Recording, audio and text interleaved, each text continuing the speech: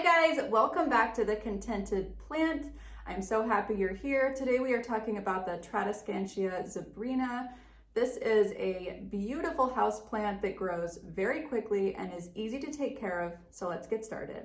So I've had mine for probably 2 years now. I got it as a little plant in a little pot and it just kind of exploded, and I'll be perfectly honest with you, this plant has gone through times of serious neglect with me because I just kind of put it in a corner and let it do its own thing.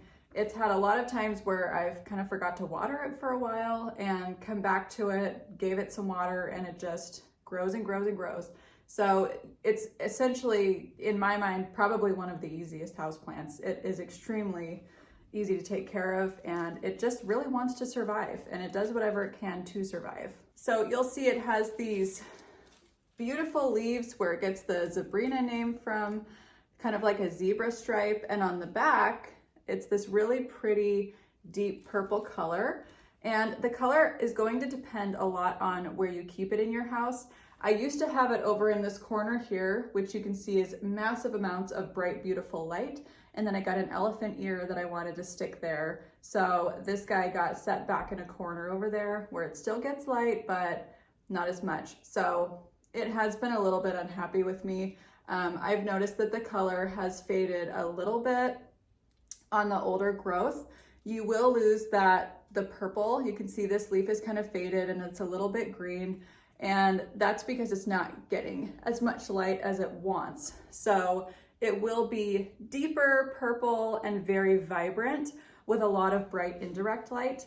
However, you don't want to just stick it in a spot where it's going to get the sun beating down on it all day long because the leaves can get sunburned. This plant likes to have moist soil. You don't want to get it so it's sitting in water because it can get root rot. However, it does like to have kind of an even watering schedule, so you don't want to let it dry out. I have let this dry out. Like I said, this poor thing has been neglected sometimes and it still just kind of continues on. So I'm going to show you what happens. You can see this vine at the top is gross. It looks really old, icky. It's kind of browning. Yet it still continues to produce new growth. Now, it's not the healthiest new growth, but it does produce new growth. And I think that's my fault from letting it completely dry out many, many times. However, it's easy to bring back by just giving it a good even watering. And I will go through and prune all of these bad vines off and just repropagate this plant to make it nice and bushy and to get rid of all the spots that have kind of been icky from neglect. In terms of propagating this plant, it really could not be any easier. This might be the easiest plant I've ever propagated in my life. It grows so well and it is so easy to propagate. Let me see if I can pull up a vine for you guys here. So if I was going to propagate this, I would snip it right here, right about where that node spacing is. Take these two leaves off. I would just leave the stem here with the leaves on top. You can either stick it in a cup of water and put it in a bright spot, or you can plant it directly back into the soil and just keep the soil a little moist, and that thing will grow so fast. So when I first got this plant, I had a bare spot in the back and I did not know how to propagate this plant. I just kind of guessed. I knew where to cut it for a node cutting. So I did, and I literally just stuck that cutting straight back into the soil. I stuck two back there, and this is that cutting. You can see it's just hugely long. I think it was growing within 2 weeks. I could tell it was just vining away. So it's a very fast grower, very, very easy to propagate. For the potting mix, I would kind of keep it similar to like a pothos. You want the soil to be kind of light, able to drain, but it doesn't have to be in a super well draining soil like a lot of plants. It can handle kind of a general potting mix. What I would do if I was going to repot it is do normal potting mix, probably 80%, and then add like 20% of perlite in there just to help those roots drain. I have repotted this once since I bought it. It probably needs to be repotted again because it just is enormous and it just grows and grows and grows. And I would pick a much bigger pot because honestly these grow so fast that I think it could handle a bigger pot. Normally the rule of thumb is to go up an inch or two in pot size.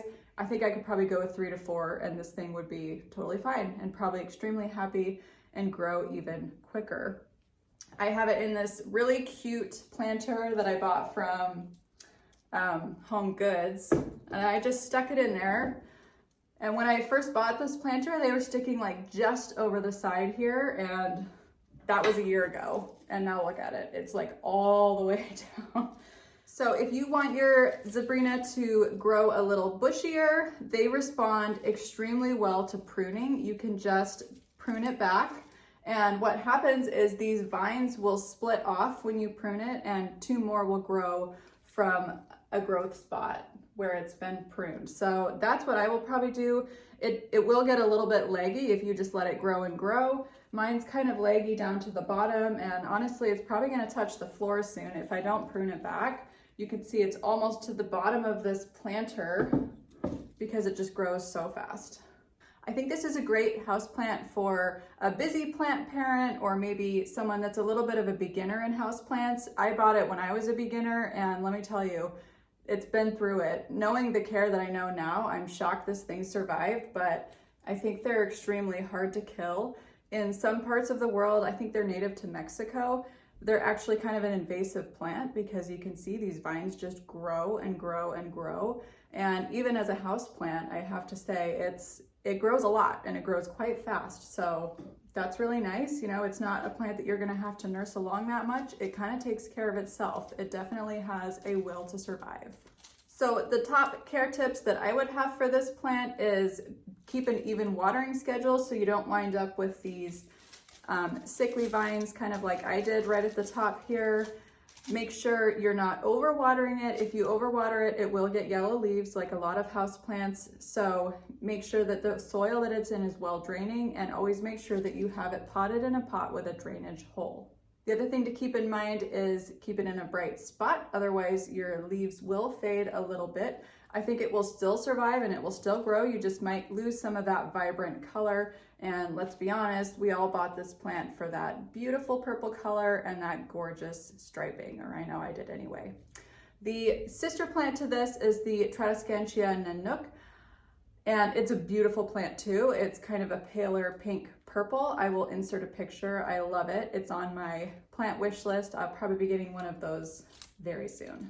Okay, I think that's it. Let me know if you guys have any more questions down below. I would love to know if you have one of these plants and how you like it. Otherwise, please like and subscribe. You can find me on Instagram at The Contented Plant, or you can find me on TikTok at The Contented Plant. We will see you next time. Bye-bye.